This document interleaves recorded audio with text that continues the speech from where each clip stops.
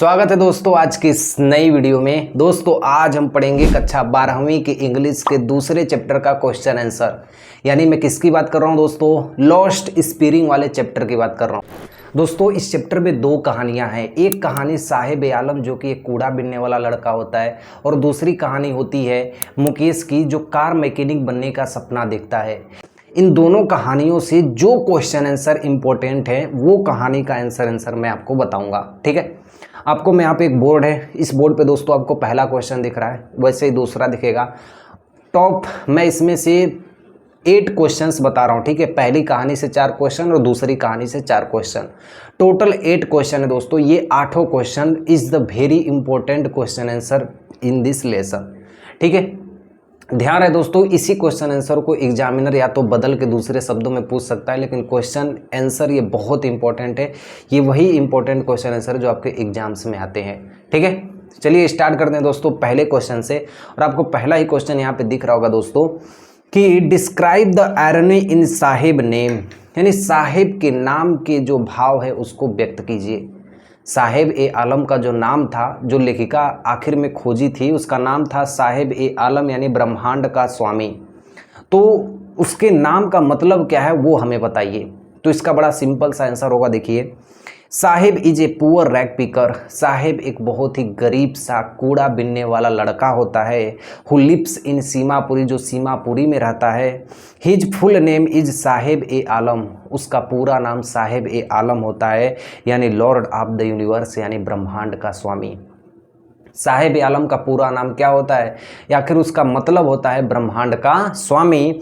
The irony lies in the meaning, यानी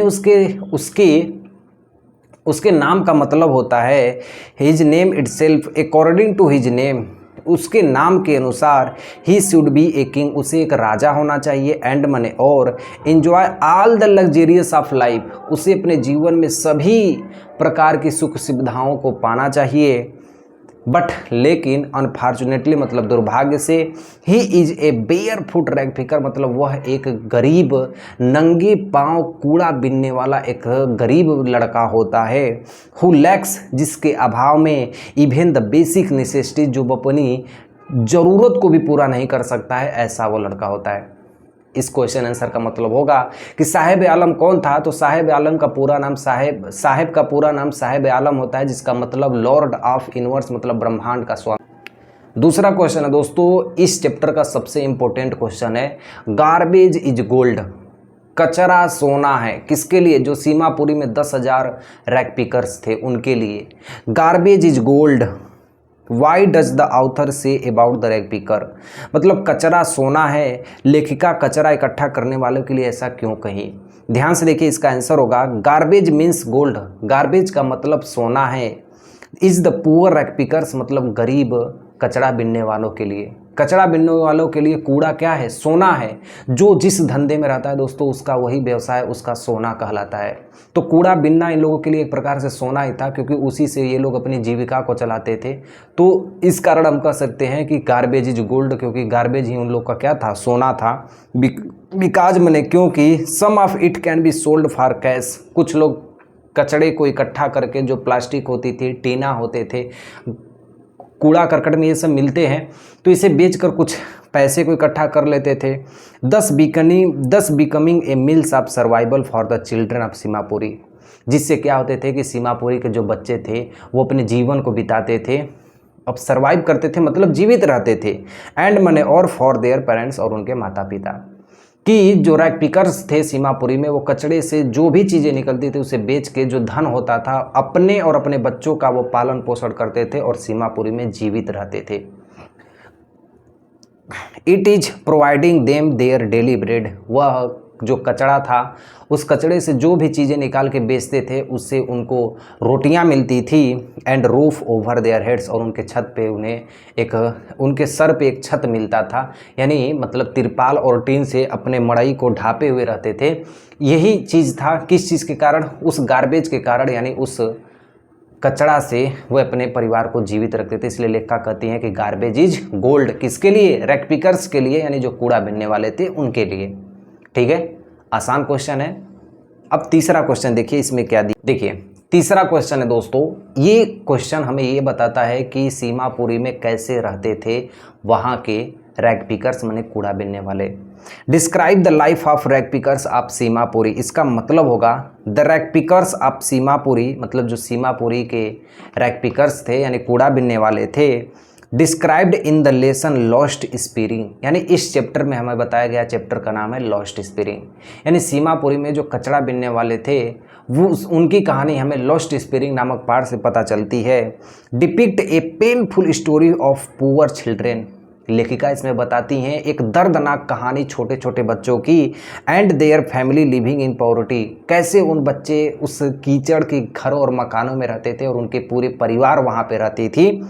the people of Seemapuri work as a garbage collector for their living, Seemapuri के जितने भी लोग थे गार्बेज माने कूड़ा को इकट्ठा करते थे और उसी से अपनी जीविका को चलाते थे।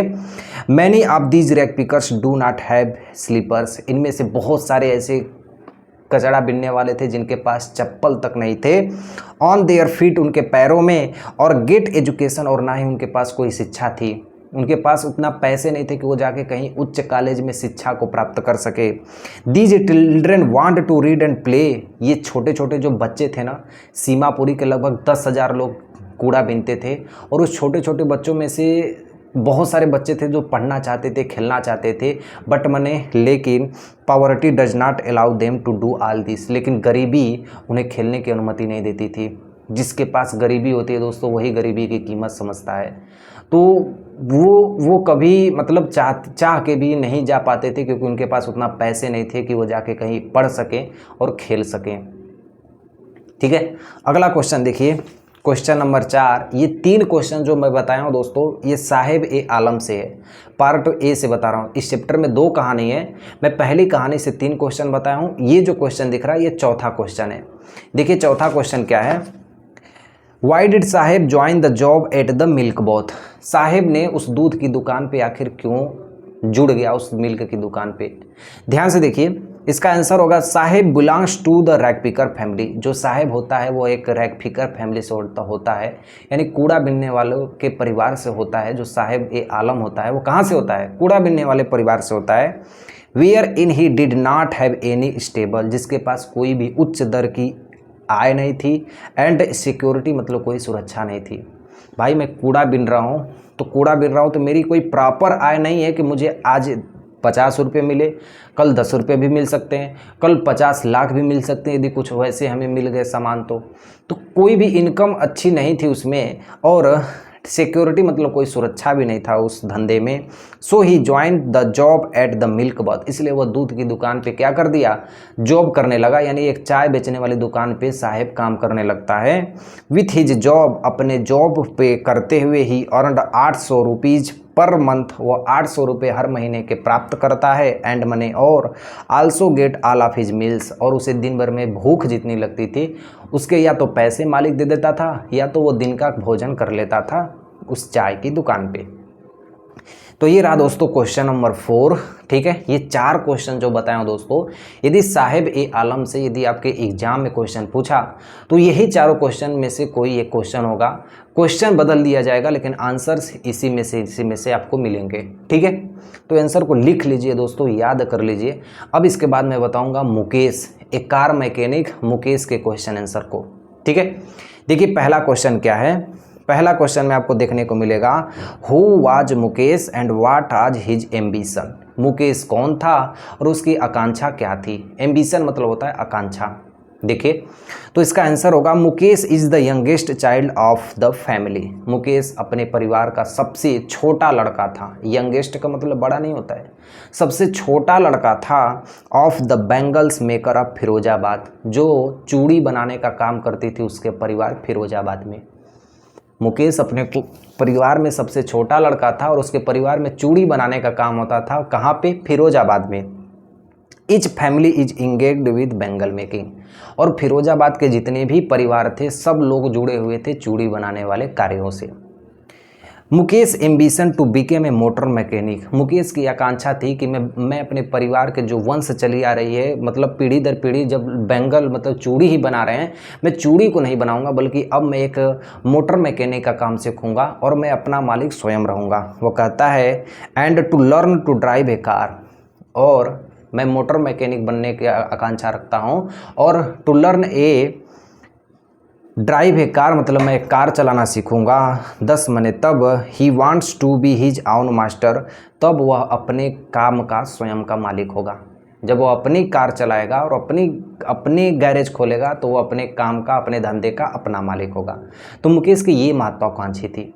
ठीक है, अब इसके बाद देखिए दोस्तों क्वेश्चन नंबर 2। और दोस्तों यदि आप इस चैप्टर को नहीं पढ़े हैं ना, तो लिंक आपको डिस्क्रिप्शन में मिलेगा, जाके ये वाली वीडियो आप देखिए। यही वीडियो में मैं आपको सारा दोस्तों इस चैप्टर के एक्सप्लेनेशन को बताया हूँ, पूरा लाइन बाय लाइन से बताया हूँ, तो जाके ये वाली वीडियो जरूर देखना। ठीक है, अब देखिए 6वां क्वेश्चन क्या है मुकेश की कहानी का।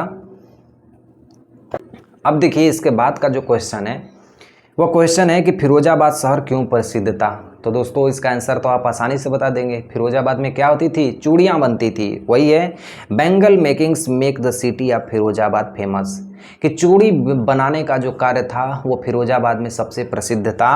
ब्यूटीफुल बेंगल्स, सुंदर सुंदर चूड़ियाँ बनाई जाती थी, can be seen all over, देखने को मिलती थी। Every second family is engaged with the business of Bengal making, her second आपको जितनी भी फैमिली वहाँ पे, जितने भी परिवार आपको दिखेंगे, सब परिवार चूड़ी बनाने के कार्यों से जुड़े थे।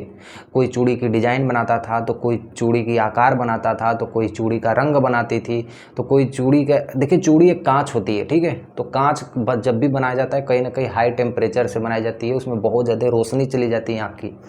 वो भी बताया गया इसमें कि it is the centre of India glass blowing industry, ये भारत के केंद्र में यह फैक्ट्री थी। और फैक्ट्री क्या थी? ग्लास ब्लोइंग इंडस्ट्री, मतलब ये ऐसा उद्योग वहाँ पे था जहाँ पे ग्लास का मतलब कांच, वो कांच से बनी हुई इंडस्ट्री वहाँ पे थी। Families have spent generation working around furnaces, और वहाँ की जो परिवार थी, वहाँ के जो भी परिवार थी वो पीढ़ी दर पीढ़ी इसी कार्य को करते थे, यानी चूड़ी बनाने का काम करते थे। अब इसके बाद दोस्तों एक क्वेश्चन मैं आपको बताऊंगा, ये क्वेश्चन इससे भी ज़्यादा इम्पोर्टेंट है। देखिए, चूड़ी बनाने वालों के लिए दुखद समस्या क्या थी? Describe the deplorable flight of Bengal makers, क्योंकि वहाँ पे जो चूड़ी बनाते थे उनके लिए कौन सी समस्या थी? तो उनके लिए सबसे बड़ी समस्या होगा the Bengal making industry of Firozabad was exploitative, यानी जो चूड़ी बनाने का कार्य था फिरोजाबाद में वो बहुत ही ज़्यादा दुखद था। दुखद किस लिए था? कि इट फोर्स्ड द पीपुल, वहाँ पे लोगों को दबाव डाल के काम किया जाता था, of the city work in their industry, उस उद्योग में काम करने के लिए वहाँ के जितने भी लोग रहते थे फिरोजाबाद में, सबको दबाव दे के कार्य किया जाता था। और आगे पढ़ेंगे तो आपको और भी भयानक चीज़ देखने को मिलेंगी। क्या? फॉर जनरेशन, मतलब पीढ़ी दर पीढ़ी, the children had to work, वहाँ के छोटे छोटे बच्चों को भी दबाव दे के काम किया जाता था। Bangles making to make ends meet, कि छोटे छोटे बच्चों से चूड़ियाँ बनाई जाती थी। 18 वर्ष से कम थे, 10-10, 12-12 साल के लड़कों को भट्टियों में भेज दिया जाता था चूड़ी बनाने के लिए। हाई टेम्परेचर में एकदम भेज दिया जाता था चूड़ी का आकार बनाने के लिए, फिरोजाबाद के उस चूड़ी उद्योग में। और देखिए दोस्तों, जिसके कारण उन्हें कुछ पैसे मिलते थे। एडिशनली, मतलब सामान्यतः their eyes and general health, उनकी आंखें और सामान्य उनका शारीरिक जो स्वास्थ्य था वे रूंड, मन एकदम बर्बाद हो गया था। Due to continuously working close the furnaces, कि उस सतह पर, उस टेम्परेचर पर काम करते हुए दोस्तों बड़े बड़े लोग और छोटे छोटे लोग जितने भी उस उद्योग में, उस इंडस्ट्री में काम करते थे, चूड़ी बनाने वाले कंपनी में, सबकी आँखें और सरफेस पे रहते रहते उनका हेल्थ और आँख दोनों खराब हो गई थी। स्वास्थ्य और आँख दोनों क्या हो गई थी? खराब हो गई थी। स्वास्थ्य इसलिए कि जो धुआं निकलते हैं वो बहुत बेकार होती है, और जो रोशनी निकलती है उससे वो भी बहुत खराब होती है। तो ये रहे दोस्तों ये क्वेश्चन आंसर इस चैप्टर के। यदि आप इस चैप्टर के फुल एक्सप्लेनेशन को देखना चाहते हैं तो लिंक आपको डिस्क्रिप्शन में जाके वहाँ से देखिए। और मिलता हूँ एक ऐसे नए शानदार वीडियो के साथ, तब तक के लिए आपको जय हिंद।